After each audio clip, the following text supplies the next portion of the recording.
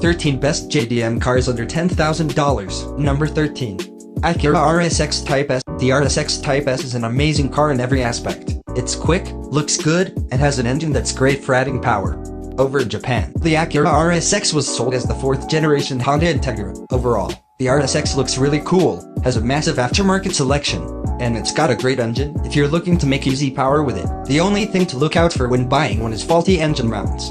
It seems to be a trend amongst Akira Rsx models to have engine mount failures. Other than that, it's a great car.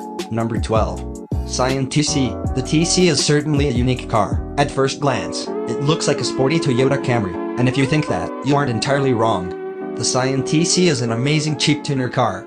It's sporty while still being a Toyota, which means it's extremely reliable. The Cyan Tc features a 2.4-liter dual overhead cam 4-cylinder which makes 161 horsepower and 162 pound-feet of torque. It also comes with a 5-speed manual or 4-speed automatic transmission.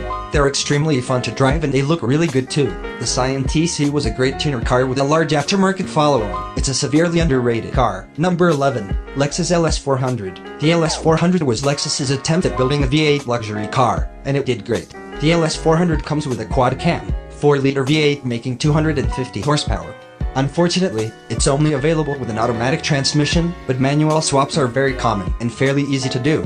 The car is also rear-wheel drive, so if you're looking to drift, or just have a fun time driving, this is the perfect car for you. 4 doors means it's more practical than most of its competitors, and the Toyota reliability means it'll outlast most vehicles on the road, not to mention, it looks great. Number 10. Akira Integra. The Integra is a good car in every aspect. It looks cool, is comfortable, has a massive aftermarket following, and is great for a budget build. The specific model you want to look for is an Akira Integra GSR. They come with a 1.7-liter inline-4 making 160 horsepower. Fortunately, they're still a Honda, which means it is unbelievably reliable, and good for making decent power. Build the engine a bit, slap on a turbo, and you have a pretty powerful car. Number 9. Toyota Celica GTS.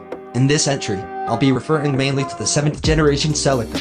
This generation Celica GTS features a 1.8-liter inline-4 engine which makes a respectable 180 horsepower. Unfortunately, the Celica is front-wheel drive, but that shouldn't scare you away because due to its lightweight, the Celica is still a decent handling car.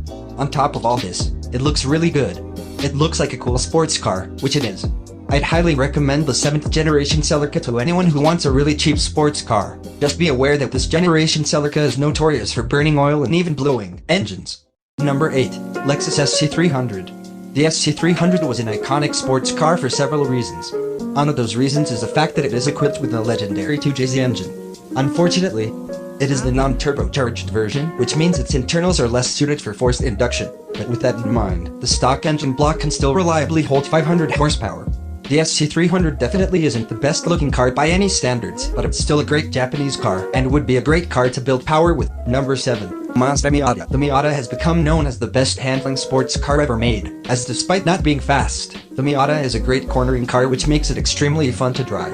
Any generation of the Miata is a great car, but I'd recommend the first generation due to its unique pop-up headlights and massive community. Due to its size, most tall people won't be able to fit in the Miata because they're surprisingly small, regardless of its size. The Miata is a great car. Number 6. Infiniti G35. The G35 is a very special car. Available as a coupe or a sedan, the G35 features rear-wheel drive or optional all-wheel drive paired to a 3.5-liter V6 and 6-speed manual. The engine in the G35 is the same engine that can be found in the Nissan 350Z, which is an iconic sports car in its own right. Due to this, the G35 is slowly rising in price along with the 350Z, which is making it harder for younger enthusiasts to obtain. If you're interested in owning a G35, now would definitely be the ideal time to pick one up. Needless to say, they're great cars. Number 5. DSM Mitsubishi Eclipse. The first and second generation Mitsubishi Eclipse was a great car. Overall, it fits the Japanese car scene perfectly. It looks cool, has a good engine to modify, and is quite reliable. It shares internals with the Eagle Talon and Plymouth Laser, so if you can't find an Eclipse, those are two very good options as well. The Eclipse is definitely an amazing Japanese car which has been featured in several movies and TV shows where it is mainly documented as a race car, only proving farther that it has great potential to be a fast vehicle. Number 4. Lexus Is300. The Lexus Is300 is a very unique car. The Is300 is a 4-door sedan which comes equipped with a 2JZ GE. the same as the Sc300. Unfortunately, like the Sc300, the engine isn't turbocharged, but it wouldn't be hard to swap a 2JZ GT into an IS300 or upgrade the internals on the stock motor. The IS300 comes with an automatic or a 5-speed manual transmission. Finding one with a manual transmission may be hard to do for under $10,000, but it's certainly not impossible. The IS300 would make for a really good sleeper car due to its average-looking body. Number 3. Cyan FRS and Subaru BRZ. I put these two vehicles in the same entry, because technically they're the same vehicle. They share internals and even their body styles are very similar. The only difference is the front fascia on the two cars. The FRS and BRZ are not exactly fast, but they're able to take comers really well and they handle almost as good as a Miata. Their only downside is that they're fairly underpowered, but a few bolt-on engine mods can change that. They're available with an automatic or a manual transmission. They may be hard to find in decent shape at $10,000, but it's definitely not impossible. Number 2. Honda Civic. The Honda Civic is the generic go-to tuner car. Almost everyone starts out with one because of just how good they are. They're easy to work on, beyond reliable, and they look fairly cool too. Parts for Civics are extremely easy to come by, and every generation Civic has a massive aftermarket following, so they're all easy to modify. Civics are also extremely cheap and they're everywhere. Everything about them is good. They do come as front-wheel drive cars, but swapping in an all-wheel or even rear-wheel drive it isn't impossible and has been done hundreds if not thousands of times. Number 1. Subaru Wrx. The Subaru Wrx is an amazing cheap tuner car.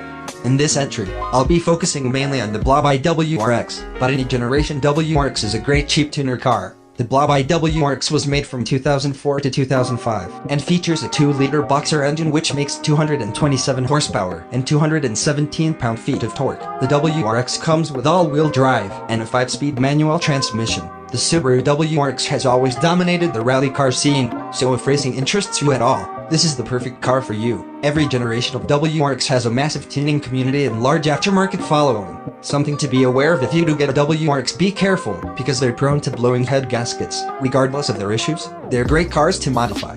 So there you have it, 13 of the best Japanese cars under $10,000.